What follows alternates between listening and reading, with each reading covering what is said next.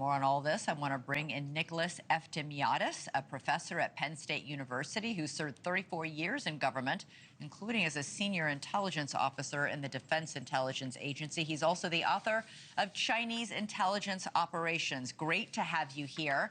So why aren't we doing more to fend off these Chinese hackers? Are we only learning about it after the fact?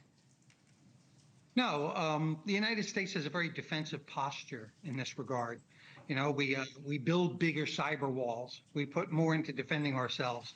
But there's no cost for China to do these things. There's never any punitive action. So all the advantages are really on their side. But doubling the number of cyber attacks, that's a pretty astounding number. And that's only the ones we know of. That's only great. So this threat, we heard Secretary Kristi Noem talk about yesterday that China has the capacity to shut down the electric grid or the water systems in the United States of America. That is a very simple way to create mass havoc.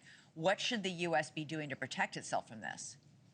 Well, the U.S. needs to take a posture where we have offensive measures against China. Next time we detect a cyber hack from China, we kick some of their state-owned enterprises, multi-billion-dollar state-owned enterprises off the stock exchange, and say, you know what, no more investment from the United States, period. And we coordinate that with our allies as well. So there is some cost to China, because as of right now, there's not. We've been hearing for months now these dire warning signs that China in the cyber race, and when it comes to these hackers, was really being hyper aggressive. Why are China's hackers so skilled at this? And is this all at the direction of the Chinese government? Yeah, actually, I wrote about this back in the 1990s when they were first developing the capability. And since that time, it's a perfect application for them, right? It's little to no risk at all. It's not manpower intensive. Comparatively for the gain, it's very inexpensive, and they suffer no consequences for their actions.